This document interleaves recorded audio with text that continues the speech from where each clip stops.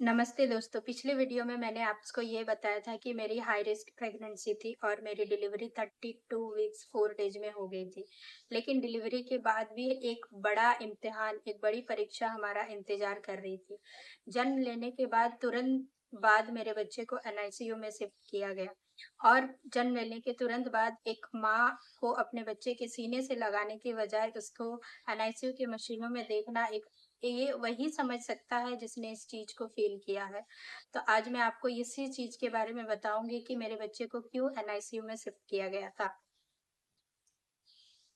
जैसा कि मैंने पिछले वीडियो में बताया था कि डिलीवरी 32 वीक्स 4 डेज में हो गई थी। डॉक्टर ने मुझे पहले ही बता दिया था कि अगर 36 वीक्स से पहले आपकी डिलीवरी अगर हम करते हैं या होता है तो आपका बेबी को हम निकू में रखेंगे, एनआईसीयू में रखेंगे। और इसी के लिए डॉक्टर को जब ये पता चला कि आज उसकी डिलीवरी करनी है तो उन्होंने अपना सारा इंतजाम करके रखा था।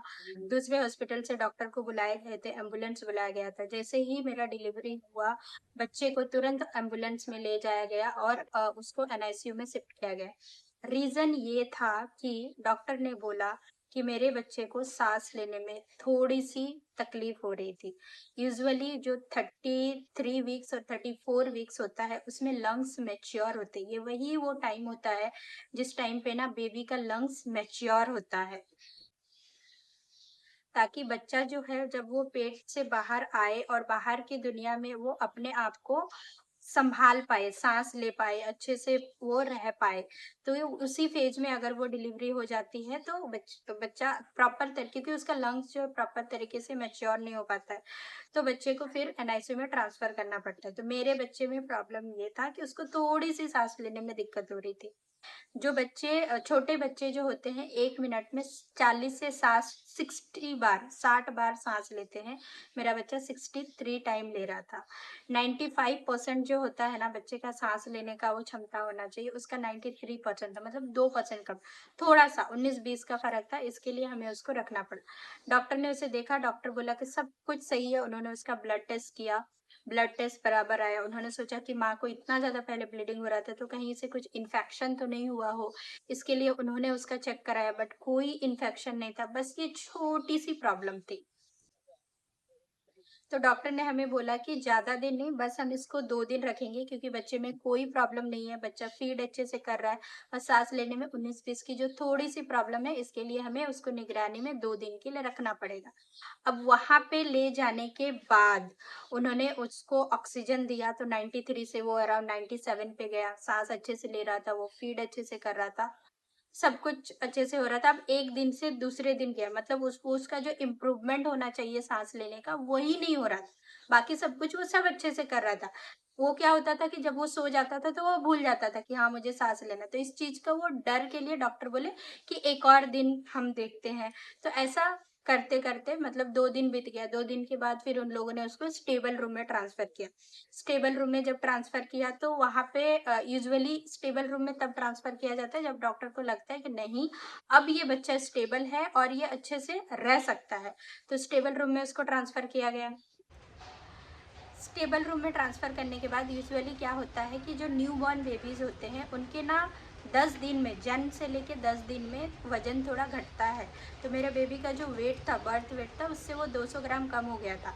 कभी घट रहा था, कभी बढ़ रहा था, कभी घट रहा था, कभी बढ़ रहा था, वो घट रहा था। तो डॉक्टर बोले अभी सब कुछ सही है, हम आपको अभी रूम में ट्रांसफ़र करते हैं। मतलब एनआईसीयू का जो रूम था वहाँ से उन्होंने हमें सेपरेट रूम दिया। बोला हम आपको अभी रूम में ट्रांसफ़र करते हैं, हम एक और दिन निगरानी में रखेंगे। ऐसा मतलब 5 दिन हो गया, एक और लास्ट दिन हम आपको निगरानी में रखेंगे और देखेंगे कि बच्चे का वेट गेन हो रहा है कि नहीं हो रहा है।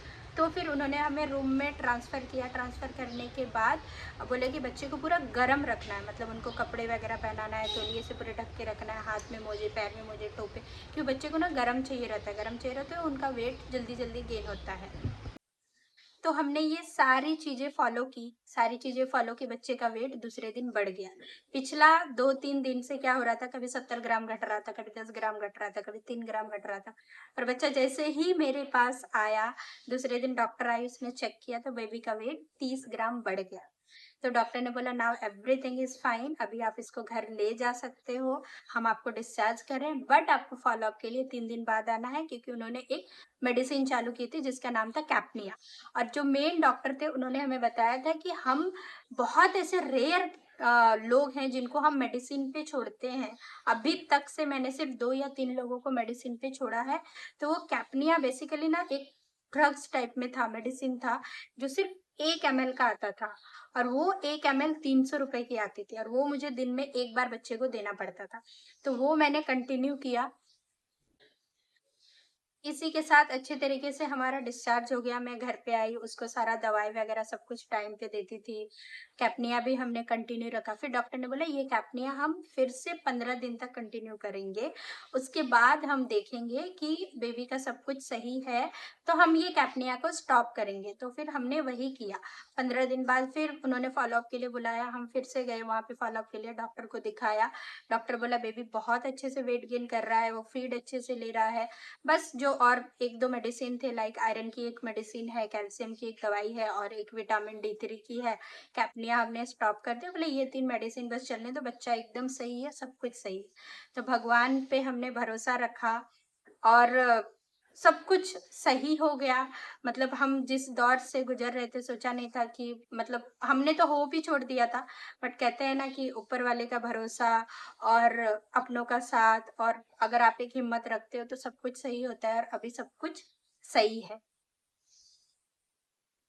तो एक चीज मैंने वहां पे NICU में देखा कि NICU में कौन से बच्चे जाते हैं। एक वो बच्चे जो जन्म से अपने ड्यू डेट से पहले डिलीवरी होती है, जिसको हम लोग प्रीमेच्योर डिलीवरी कहते हैं। कुछ कुछ केसेस में बच्चे को प्रॉब्लम, जैसे किसी को जॉन्डिस हो गया, किसी को निमोनिया हो गया, तो 1-2 दिन लगते हैं। कोई कोई बच्चे क्या होता है जन्म टाइम पे लेते हैं फिर भी उनका वजन कम होता है, तो उनको NICU में भेजते हैं। एक केस तो हमने ऐसा देखा कि बच्चा जन्म जन्म मतलब पूरे 9 महीने में हुआ है, वेट उसका अच्छा है, मतलब अराउंड 3.5 किलो का बच्चा है, लेकिन फिर भी उसको सांस लेने में प्रॉब्लम थी।